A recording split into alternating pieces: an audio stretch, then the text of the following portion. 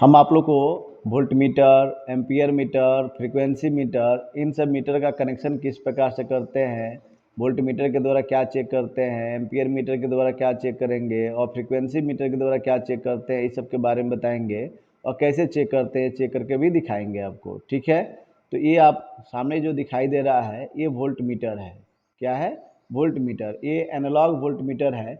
यहाँ देखिए ये लिखा है ना भी, यहाँ भी लिखा हुआ है और यहाँ एसी और डीसी दोनों में भी इस्तेमाल कर सकते हैं। ठीक है, एसी और डीसी, जिसमें केवल एसी लिखा रहेगा वो एसी करंट पर ही इस्तेमाल होता है। करंट आप जानते हैं कि दो प्रकार के होता है, एक अल्टरनेटिव करंट और एक डायरेक्ट करंट। अल्टरनेटिव करंट जो होता है अपने मान और दिशा को समय के अनुसार परिवर्तित करता रहता है और डायरेक्ट करंट अपने मान और दिशा को समय के अनुसार परिवर्तित नहीं करता है। ठीक है, तो ये अल्टरनेटिव करंट का वोल्टेज चेक करने के लिए हम क्या करते हैं, इसका प्रयोग करते हैं। इसमें ये लिखा हुआ है भी, इस भी से ही पहचान लेंगे ये इंडिकेटर है। यहाँ से इसका एडजस्टिंग है, यहाँ से हम एडजस्ट कर सकते हैं घुमाकर। जब जीरो से जो है या ऊपर हो जाए या नीचे हो जाए तो यहाँ एडजस्टिंग स्क्रू के द्वारा हम इसको क्या करते हैं, जीरो पर ला सकते हैं। अब देखिए इसका कनेक्शन हम क्या करते हैं, पैरेलल में करते हैं। ये दोनों तार लगाया है ना दोनों पिन पर, इन दोनों तार को बीच में रेजिस्टेंस है, ये दोनों तार का सप्लाई हम क्या करेंगे, ये जो सॉकेट दिखाई दे रहा है बोर्ड का, इस दोनों सॉकेट में हम दोनों तार लगाएंगे। दिखाई दे रहा है ना, देखिए, और दोनों तार लगाएंगे। ऐसे कनेक्शन पैरेलल में किया जाता है तो जितना वोल्टेज होगा यह बताएगा। देखिए बता रहा है इस समय कितना वोल्ट बता रहा है। तो ये जो है 200 है और 200 के बाद से जो है ऊपर 2 पॉइंट में है तो ये 220 वोल्ट बता रहा है। कितना बता रहा है? 220 वोल्ट। ये एनालॉग है।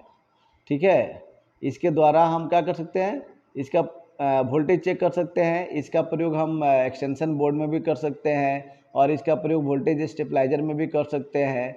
जहाँ पर इसका प्रयोग करना होगा, ठीक है, वोल्टेज चेक करने के लिए वहाँ पर हम इसका प्रयोग कर सकते हैं। ठीक है, तो ये क्या हो गया, ये राउंडेड शेप में है, ये स्क्वायर शेप में भी आता है। तो जहाँ स्क्वायर जरूरी है वहाँ पर स्क्वायर का प्रयोग करते हैं, जहाँ पर राउंडेड है वहाँ पर राउंडेड का प्रयोग करते हैं। ये क्या हो गया, वोल्टेज, वोल्ट मीटर। क्या है? Volt meter. ठीक है, तो इसे कनेक्शन समझ में आ गया।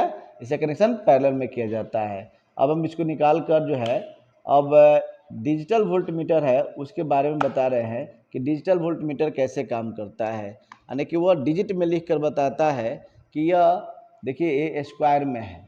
ठीक है, तो जहाँ स्क्वायर में ज़रूरी होगा वहाँ पर हम इसका प्रयोग करेंगे और इसमें भी दो तार लगाएंगे। इसका भी कनेक्शन पैरेलल में होता है। किस में कनेक्शन होता है? पैरेलल में।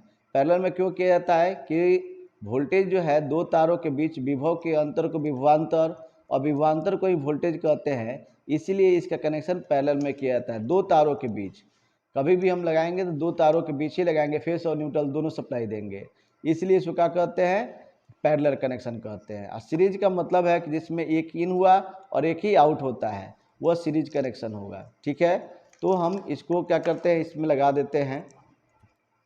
तो वोल्ट मीटर का कनेक्शन हमने देखिए कर दिया है, दोनों तार इसमें लगा दिया है और इसको फिर हम क्या करेंगे कि सॉकेट में लगाएंगे। क्योंकि पैरेलल कनेक्शन होता है तो पैरेलल कनेक्शन होता है तो डायरेक्ट हम इसमें डाल देंगे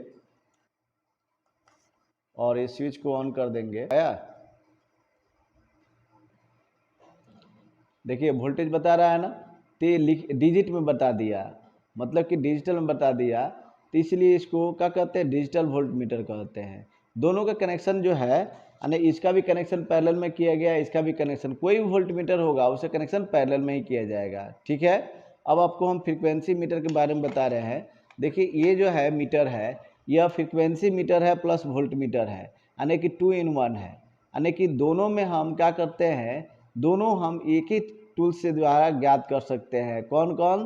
तो वोल्ट मीटर यानी कि वोल्टेज भी चेक कर सकते हैं, इसमें वोल्ट मीटर भी है और इसमें फ्रीक्वेंसी मीटर भी है। ठीक है, फ्रीक्वेंसी जैसे हमने अल्टरनेटिव करंट के बारे में बताया था कि अल्टरनेटिव करंट वह करंट इलेक्ट्रिसिटी है जो अपने मान और दिशा को समय के अनुसार परिवर्तित करता है। तो अल्टरनेटिव करंट की फ्रीक्वेंसी 50 हर्ट्ज होती है। हमारे यहाँ भारतवर्ष में अल्टरनेटिव करंट की फ्रीक्वेंसी कितनी होती है? 50 हर्ट्ज है। तो उसको हर्ट्ज HZ या साइकिल प्रति सेकंड, तो उसको चेक करने के लिए हम क्या करते हैं, इसका प्रयोग करते हैं। देखिए ये भी दो प्रकार के होता है, एक रीड टाइप होता है पत्ती टाइप का, उसमें क्या होता है कि जब सप्लाई दिया जाएगा तो ऐसे कंपन करने लगेगा ऐसे ऐसे। तो जितने नंबर का टैबलेट पर वो रीड है वो रीड कंपन करने लगेगा ऐसे ऐसे, तो हम समझ जाएंगे कि उतने नंबर की फ्रीक्वेंसी यानी उतना फ्रीक्वेंसी है, ठीक है। और ये लिख कर बता देता है कि यह जो है कितना फ्रीक्वेंसी अल्टरनेटिव करंट में है। तो इसको चेक करने के लिए फिर हम क्या करते हैं, इसमें लगाते हैं, इसका भी कनेक्शन पैरेलल में होगा, ठीक है, इसका भी कनेक्शन पैरेलल में होगा। किसी फ्रीक्वेंसी मीटर में आप देखेंगे तो 3 पिन रहेगा, एक कॉमन भी रहेगा बीच में, और एक जो है 220 वोल्ट और एक 440 वोल्ट का, यानी 440 वोल्ट के लिए भी हम चेक कर सकते हैं फ्रीक्वेंसी, और क्या होता है 220 वोल्ट के लिए, दोनों के लिए क्या होगा 440 वोल्ट में फ्रीक्वेंसी जो है हमारा 50 हर्ट्ज रहेगा, ठीक है। ये नहीं कि 220 वोल्ट है तो फ्रीक्वेंसी हमारा 50 हर्ट्ज है, और 440 वोल्ट होगा तो फ्रीक्वेंसी हमारा क्या होगा, यानी बढ़ जाएगा या घट जाएगा, वो उतना ही रहेगा, ठीक है। तो फ्रीक्वेंसी चेक करने के लिए फ्रीक्वेंसी मीटर का प्रयोग करते हैं, इसमें फ्रीक्वेंसी और वोल्टेज दोनों चेक कर सकते हैं एक ही उपकरण से, ठीक है। अब देखिए आपको लगा रहे हैं इसमें,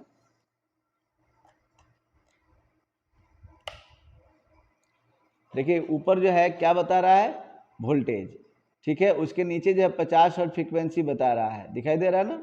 तो 50 हर्ट्ज फ्रीक्वेंसी यह आवृत्ति हो गया अल्टरनेटिव करंट का, और वो वोल्टेज बता दिया ऊपर। तो एक ही टूल से हम फ्रीक्वेंसी भी चेक कर सकते हैं और वोल्टेज भी चेक कर सकते हैं। अलग से केवल फ्रीक्वेंसी मीटर भी आता है, उसमें हम केवल फ्रीक्वेंसी चेक कर सकते हैं। और ये फ्रीक्वेंसी मीटर दो प्रकार के होते हैं, एक है रीड टाइप जिसमें पत्ती लगा हुआ रहता है, और एक डिजिटल टाइप जो डिजिट में लिख के बता दिया है, ठीक है। इसका भी कनेक्शन पैरेलल में किया जाता है, समझ में आ रहा ना, इसका कनेक्शन क्या किया जाता है, पैरेलल में किया जाता है, ठीक है।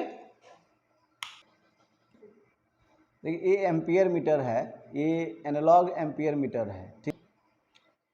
ये मीटर जो है एम्पियर मीटर है, ठीक है, और इसका कनेक्शन सीरीज में किया जाता है। अभी तक हमने वोल्ट मीटर और फ्रीक्वेंसी मीटर का कनेक्शन बताया था कि पैरेलल में किया जाता है, करके दिखाया भी है। और इसका कनेक्शन लोड के सीरीज में किया जाता है कि कितना एम्पियर करंट ले रहा है। अब जैसे ये कंप्रेसर है, इस कंप्रेसर का दो तार ये दिखाई दे रहा है, ठीक है। अब इसमें हम किस प्रकार से कनेक्शन करेंगे कि कितना एम्पियर करंट ले रहा है पता करने के लिए, तो इसमें दो तार है। अब दो तार में से एक तार हम क्या करते हैं, कोई भी एक तार हम किसी भी में जोड़ देंगे, दो तार है इसमें से कोई भी जोड़ देंगे, मान लीजिए हम इसी में जोड़ देते हैं, इसमें भी जोड़ सकते हैं, कोई दिक्कत नहीं है। यहाँ पर हमने इसको इससे जोड़ दिया, दिखाई दे रहा है ना, यहाँ जोड़ दिया। अब इसका एक तार, कंप्रेसर का एक तार और एम्पियर मीटर का एक तार, ये दोनों हम क्या करते हैं, देखिए एम्पियर मीटर की रीडिंग दिखाई दे रहा है आप लोग को, है 0 बता रहा है। और जब हम क्या करेंगे, इसमें लगाएंगे और स्विच को ऑन करेंगे, ठीक है, दिखाई दे रहा है यहाँ पर रीडिंग 0 बता रहा है। और जैसे स्विच को ऑन करेंगे तो जितना एम्पियर करंट लेगा, स्टार्टिंग में तो ज़्यादा लेगा, फिर नॉर्मल कंडीशन में हो जाएगा, देखिए यहाँ तक गया और फिर यहाँ आ गया कि नहीं आ गया, कम एम्पियर लेने लगा। तो ये जो है हम सीरीज में से कनेक्शन किया जाता है और लोड के सीरीज में है, ठीक है। अब देखिए ऑफ करेंगे तो फिर ये 0 पर गया।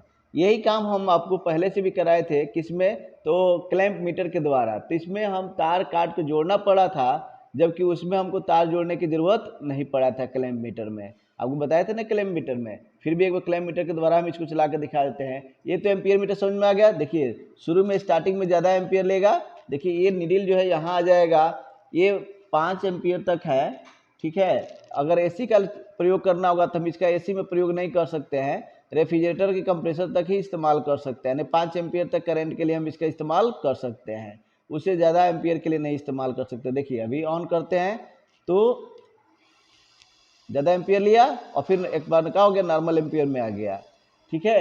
अब इसी को हम आपको दिखा देते हैं कि क्लैंप टेस्टर से किस प्रकार से करते हैं। दोनों तार निकाल देते हैं और डायरेक्ट ये दोनों तार, ये सीरियल लैंप का हम तार सीरीज कर रहे हैं, इसका एम्पियर मीटर का निकाल कर और डायरेक्ट इसमें लगा दे रहे हैं।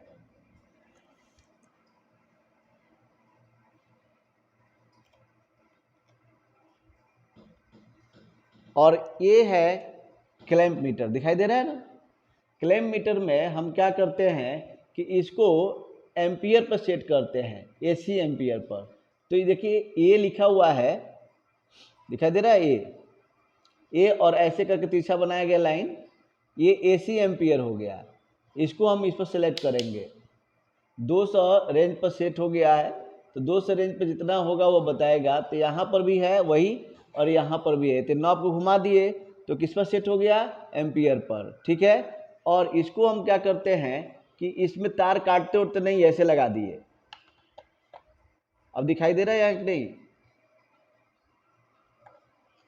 देखिए अब तो यहाँ पर हमने एक कनेक्शन कर दिया, इसके अंदर लगा दिया। अब देखिए इसमें जो है कितना एम्पियर करंट लेगा,